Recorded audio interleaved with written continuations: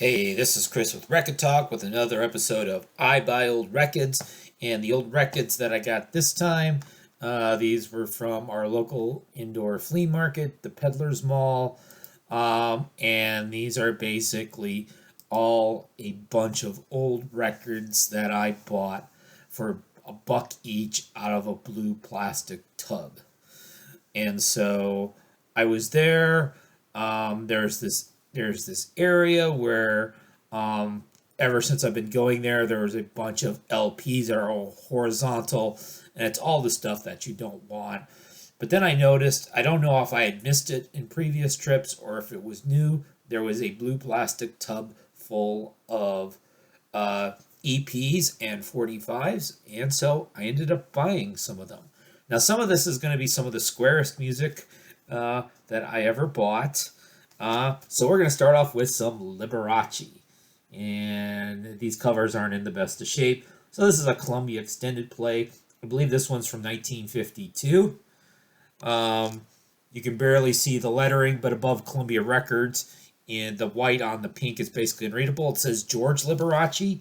So I was wondering, is George Liberace different from the famous Liberace? Well, it turns out the famous Liberace is playing the piano, and his brother George Liberace is directing the orchestra. And the thing I liked about these, okay, so you got, so it tells you who else was available on extended play. So you got popular records, folk records, which apparently meant country back then, and all kinds of stuff. And so basically, I went ahead and took these out of the cardboard and put them in sleeves. And so you've got a total of, I believe, 8 songs. You've got 2 on each side of these 45s. I also scored some Stan Kenton milestones. So we have some nice progressive jazz. Kind of white guy cool jazz. And so I believe this is the oldest one. I think this one's from 1950. Might have some stuff from the late 40s on it. So here's more Capitol Jazz albums that you could be buying. History of Jazz, Classics in Jazz, Dixieland, etc.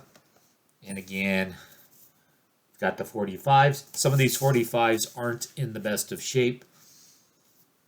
We've got the Kenton Showcase, the music of Bill Russo. And again, you can order stuff, or at least you could back then. I don't think you could still order any of these. Kenton Portrait in Standards. Same advertisement on the inside. And so each of those, I got them for $1. Each of them came with 2 45s. Most of them have 2 songs per side. And then I got a smattering of other stuff, and it's a little bit crazy, some of the stuff I found in that tub. So these were all just 45s without sleeves. I've put them in generic sleeves.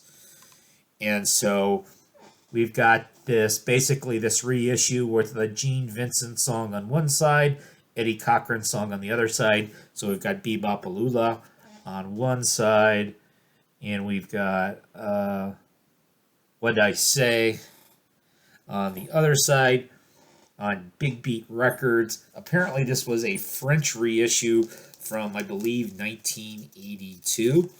Obviously the songs are the late 50s. Obviously Eddie Cochran, I believe, died in 1960 in a car accident. Some of you might have saw that I posted this on Instagram with my classic Liverpool jersey. So we've got You'll Never Walk Alone by Jerry and the Pacemakers. And so that's a song that they always sing at Anfield for the Liverpool soccer games, football games. If you don't like Liverpool, you're probably throwing up in your mouth, Rob Walker. We got Michel Legrand and his orchestra with Play Dirty, which apparently was a movie from, I believe, 1969. And so this was part of the soundtrack. This is a promo, not for sale. And so it's actually got a different, it's got the jazz theme from Play Dirty on the other side. So that's kind of an oddity that I picked up for $1. And then we got us some yacht rock. Although some people deny that this is yacht rock. So we've got good old Bertie Higgins from Florida with Key Largo. But I actually bought it for the B-side, White Line Fever. I mean, Bertie Higgins kind of looks like an extra from Miami Vice anyway. We can imagine what White Line Fever was probably about. And then finally, we got some Barclay James Harvest. And so this, I've heard like the prog people, I had to pay $2 for this. So I've heard prog people talk about this as a prog band from the 70s.